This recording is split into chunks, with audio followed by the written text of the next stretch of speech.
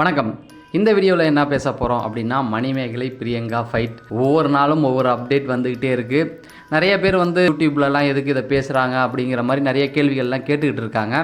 மணிமேகலை வாரம் ஒரு video upload பண்ணிக்கிட்டே இருக்காங்க, விஜய் டிவியும் அதை சார்ந்தவங்களையும். ஆனால் பிரியங்கா இதுக்கு ரிப்ளை பண்ணல. அவங்க பண்ணியிருந்தா இந்த பிரச்சனை இதோட முடிஞ்சிருக்கும்.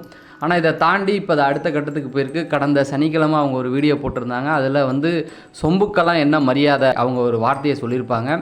இதை கேட்டுட்டு மாகாப்பா ஆனந்தும் டிஜே பிளாக்கும் இன்றைக்கி ஒரு வீடியோ போட்டிருக்காங்க. அதாவது மணிமேகலைக்கு எதிராக. இதை பார்த்த நெட்டிசன்கள்லாம் அவங்க சொம்ப தானங்க திட்டினாங்க, உங்களுக்கு எதுக்குங்க கோபம் வருது அப்படின்னு சொல்லி மாகாப்பா ஆனந்தை கலாய்ச்சிருக்காங்க. சரி, இது சம்மந்தமான அப்டேட்டை தான் இந்த வீடியோவில் நம்ம கொடுக்க போகிறோம்.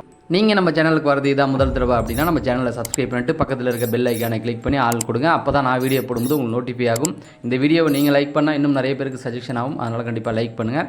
சரி, இப்போ வாங்க நம்ம வீடியோக்குள்ளே போகலாம். முதல்ல ஒரு ஃபஸ்ட்டு வீடியோ மணிமேகலை அப்லோட் பண்ணாங்க. அதில் பிரியங்கா பேரை கூட சொல்லலை. பிரியங்கா பேரை சொல்லாமலே அவங்க ஒரு சீனியர் ஆங்கர், அவங்க என்னை டாமினேட் பண்ணுறாங்க அப்படிங்கிற மாதிரி நிறைய விஷயங்கள் பேசி அந்த வீடியோவை அப்லோட் பண்ணியிருந்தாங்க. இதை பார்த்து அதிக மக்கள் மணிமேகலைக்கு சப்போர்ட் பண்ணாங்க. பிரியங்கா அப்படி தான் அப்படின்னு. எதுக்கு சொல்கிறேன் அப்படின்னா, பிரியங்காவை பிக் பாஸ்லேயே நிறைய பேர் பார்த்துட்டாங்க. அதுலேயே அவங்களுக்கு பாதி ஃபாலோவர்ஸ் கம்மியாயிட்டாங்க, அவங்க இப்படிப்பட்ட கேரக்டர் அப்படின்னு சொல்லி. அதனால் பிரியங்கா டாமினேட் அப்படின்னு சொன்ன உடனே நிறைய பேர் பிரியங்காவை எதிர்த்து மணிமேகலைக்கு ஆதரவு கொடுத்துட்டு இருந்தாங்க. அடுத்த கட்டம் என்ன ஆச்சு அப்படின்னா, ஒரு ஆடியோ ரிலீஸ் பண்ணாங்க. அது ஒரு ஃபேக்கான ஆடியோ தான். ஏன்னா அது ஒரிஜினல் கிடையாது. மணிமேகலையும் பிரியங்காவும் சண்டை போடுற மாதிரி. அந்த ஆடியோ பார்த்திங்கன்னா மணிமேகலை ஃப்ராங்க் பண்ண வீடியோவும், இந்த பக்கம் பிரியங்கா பிக் பாஸில் இருந்தப்போ எடுத்த வீடியோவும் சேர்த்து மெர்ஜ் பண்ணி அப்படியே அழகாக போட்டு விட்டாங்க. அதுக்கப்புறமேட்டுக்கு தகவல்கள் வெளியில் வந்தது. என்ன அப்படின்னு பார்த்தீங்கன்னா, இதுக்கு உண்மையான காரணம் என்ன அப்படிங்கிறது. திவ்யா துரைசாமி வெளியில் போகும்போது பிரியங்காவை தேங்க் பண்ணி ஏதோ அவங்கள பற்றி உயர்வாக பேசியிருக்காங்க. இந்த பக்கம் பிரியங்கா மணிமேகல்கிட்ட 2 ஆங்கர்ட்டையுமே பர்மிஷன் கேட்டிருக்காங்க, நான் பேசலாமான்னு. இந்த பக்கம் ரக்ஷன் ஓகே சொல்ல அவங்க ஏதோ பேச போயிருக்காங்க. இந்த இடத்துல மணிமேகலை கோவப்பட்டு அவங்கள நிறுத்த சொல்லிவிட்டு, நீங்களே எல்லாத்தையும் பேசினா நாங்கள் என்னத்தை பேசுகிறது, அதனால் நீங்கள் பேச வேண்டாம்னு சொல்லியிருக்காங்க. இந்த ஃபைட் பெரிய அளவில் போய் பிரியங்கா மணிமேகலை இந்த ஷோ விட்டு நான் வெளில போகிறேன் அப்படின்ட்டு ஒரு வீடியோவை பதிவிட்டு இருந்தாங்க. அதுக்கப்புறம் மணிமேகலைக்கு ஆதரவு குமிஞ்சிக்கிட்டு இருந்தது. எனக்கு தெரிஞ்சு யூடியூபர்ஸ் எல்லாருக்குமே இந்த வாட்டி பெரிய ரெவன்யூ கிடச்சிருக்கும். ஏன்னா அந்த அளவுக்கு வியூஸ் பிச்சுக்கிட்டு போச்சு. ஒரு சில யூடியூப்லாம் பார்த்தீங்கன்னா 26 லட்சம் வியூஸ்லாம் போயிருக்குது. அந்த அளவுக்கு வியூஸ் அள்ளிடுச்சு. அதை மணிமேகலே எதிர்பார்த்துருக்க மாட்டாங்க இந்த அளவுக்கு போகுமான்னு. அவங்க வீடியோவே கடந்த வாரம் பார்த்தீங்கன்னா பழைய வீடியோ 50 லட்சத்தை தாண்டி போயிடுச்சு. அவங்களே ஷாக் ஆகிருப்பாங்க. ஸோ இதுக்கு ஒரு நல்ல ரெஸ்பான்ஸ் இருக்குது. மக்கள் இதை கவனிக்கிறாங்கன்னொன்னே தொடர்ந்து அவங்களும் வீடியோ போட ஆரம்பிச்சிட்டாங்கன்னு நினைக்கிறேன். ஏன்னா கடந்த வாரம் அவங்க ஒரு வீடியோ போட்டிருந்தாங்க. பிரியங்காவுக்கு ஆதரவாக நிறைய பேர் பேசியிருந்தாங்க. அதில் பார்த்தீங்கன்னா குரோஷி பேசியிருந்தார். அவர் என்ன சொல்லியிருந்தாருன்னா, அவர் தரப்பு அவர் பார்த்த விஷயங்களை சொல்லியிருந்தார். நான் நடுவில் நின்று பேசுகிறேன் அப்படின்னு சொல்லிட்டு பிரியங்காவுக்கு ஆதரவாக தான் அவர் பேசியிருந்தார். அது ஒரு ஃபஸ்ட் பாயிண்ட்டு. அதுக்கப்புறமேட்டுக்கு பார்த்தீங்கன்னா பாவனி அவங்களுக்கு ஆதரவாக போட்டிருந்தாங்க.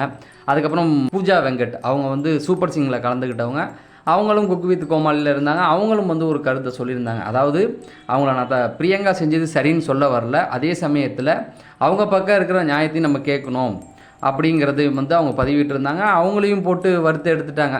இப்படி ஷக்கீலா பிரியங்காவுக்கு ஆதரவாக பேசுனாங்க. இப்படி விஜய் டிவியில் அவங்களுக்கு சர்க்கிளில் இருக்கிற அவங்களுக்கு தெரிஞ்சவங்க எல்லாருமே பிரியங்காவுக்கு ஆதரவாக பேசிக்கிட்டு இருந்தாங்க. மணிமேகலைக்கு ஆதரவாக பொதுவெளியில் பெரிய ஆதரவு இருந்தது. அதை அவங்க கெடுத்துக்காமல் இருக்கணும் அப்படின்னா அவங்க பேசாமலே விட்டுருக்கலாம். ஆனால் அவங்க என்ன பண்ணிட்டாங்கன்னா, விஜய் டிவியில் இருக்கிற எல்லாரையும் சொம்பு அப்படின்ட்டாங்க.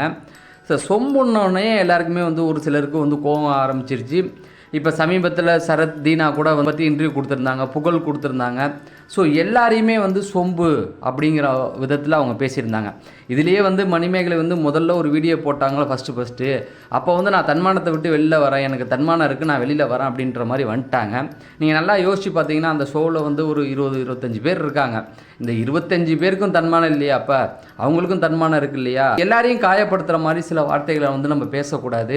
இதே இடத்துல பார்த்தீங்கன்னா பிரியங்காவுக்கு நடந்த பிரச்சனை நிறைய பேருக்கு நடந்திருக்கு. மாதம்பட்டி ரங்கராஜ் அவரையே ராமர் அந்த அளவுக்கு வச்சு செஞ்சுருக்காரு. ஒரு எபிசோடில் இவருக்கு சமைக்க தெரியுமா அப்படின்னு சொல்லி குரோஷியே அவரை கலாய்ச்சிருப்பார். ஸோ அதெல்லாம் அவர் பெருசாகவே எடுத்துக்கல. மாதம்பட்டி ரங்கராஜ் அப்படிங்கிறது அந்த ஒரு சொந்த ஊர், அந்த பேரும் வந்திருக்கு. இன்றைக்கி ஒரு பிராண்டாக மாறி இருக்கு. அந்த அளவுக்கு வளர்ந்துருக்காரு. ஏன் உலகநாயகன் கமலஹாசனே அவரோட ஃபங்க்ஷனுக்கு இவரை கூப்பிட்டுருக்காரு. பல செலிப்ரிட்டி எல்லாம் இவரை தான் கூப்பிட்றாங்க. பிரதமருடைய ஒரு ஃபங்க்ஷனுக்கே இவர் சமைச்சவர். அப்பேற்பட்டவரை இந்த ஷோவில் என்ன சொல்லிட்டாங்க அப்படின்னா, இவருக்கு சமைக்க தெரியுமா அப்படின்னு சொல்லி கலாய்ச்சிட்டாங்க. ஆனால் அதை அவர் பெருசாக எடுத்துக்கல, ஜாலியாக எடுத்துகிட்டு போயிட்டார்.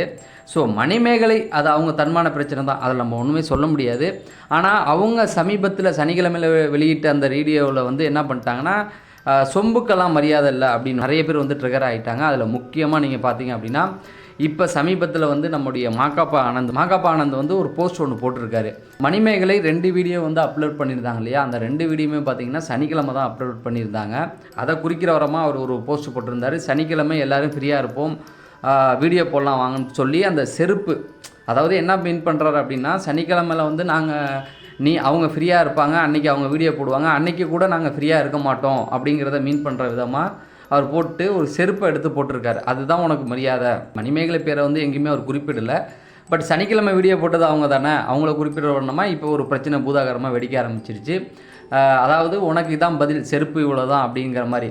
ஏற்கனவே குரோஷியை சொம்புன்னு சொன்னதுக்கு கூட அவரும் கோவப்பட்டிருக்காரு. என்னென்னா அஜித் படம் காதல் கோட்டையில் உள்ள ஒரு டைலாக் எடுத்து போட்டு, உங்கள் மரியாதை நீங்கள் காப்பாற்றிங்க, நான் வந்து டீசெண்டாக மெயின்டைன் பண்ணிக்குவேன், நீங்களும் அப்படியே இருந்துங்கன்னா அவர் ஒரு டீசெண்டாக ஒரு வீடியோவை ஷேர் பண்ணியிருந்தார். இப்போ மாகாபா ஆனந்த் வந்து அதை போட்டிருக்காரு. இதை பார்த்த உடனே வந்து டிஜே பிளாக் உங்களுக்கே தெரியும், பிரியங்கா கூட நல்ல ஃப்ரெண்ட்ஷிப்பில் இருக்கக்கூடியவர். அவர் என்ன பண்ணியிருக்காருன்னா, அதை ஷேர் பண்ணி உங்களை பார்த்து நான் இன்ஸ்பயர் ஆகிட்டேன், நம்மலாம் சேர்ந்து அமானுஷ்ய சக்தியை ஒழிப்போங்கிற ரேஞ்சுக்கு அவர் வந்து ஒரு இதை ஷேர் பண்ணி கமெண்ட் போட்டிருக்காரு. ஸோ இவங்கெல்லாம் பிரியங்காவுக்கு ஆதரவாக தான் போடுறாங்க. ஆனால் முதல்ல மாகாபா ஆனந்த் வந்து இந்த பிரச்சனையை பற்றி கேட்கும்போது அவர் என்ன சொல்லியிருந்தார் அப்படின்னா, அவங்க பிரச்சனையை நம்ம பேசணுன்ற அவசியம் இல்லை, இது நாட்டுக்கு முக்கியமான ஒரு விஷயமும் கிடையாதுங்க, 2 பேரும் அடித்தா வேடிக்கை தான் பார்க்கணும் அப்படிங்கிற மாதிரி அவர் சொல்லிட்டு போயிட்டார். ஆனால் இப்போ அவர் கொஞ்சம் ட்ரிகர் ஆகிட்டார். சொம்புன்னு சொன்னோடனே அவர் கொஞ்சம் கோவம் வந்துருச்சு அப்படின்னு நினைக்கிறேன்.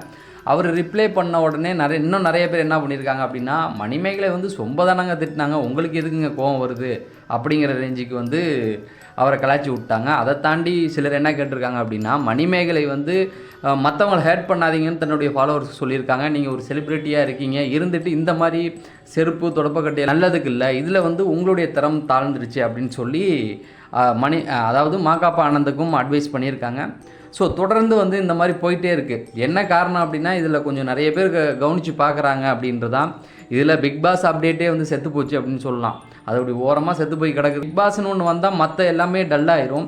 ஆனால் இந்த வாட்டி பார்த்திங்கன்னா பிக் பாஸ்ன்னு ஒரு அப்டேட் கொடுத்தும் இந்த மணிமேகலை பிரியங்கா இஷ்யூ வந்தோடனே அதெல்லாம் வந்து ரொம்ப டவுன் ஆகிடுச்சு.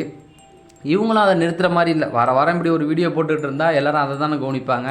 அப்படி தான் போயிட்டுருக்கு. இதை தாண்டி வந்து வெங்கடேஷ் பட் பேசிக்கிட்டு இருக்காரு, குரோஷி பேசிக்கிட்டு இருக்காரு, தனியாகவே ஒரு வீடியோ கொடுக்குறாங்க.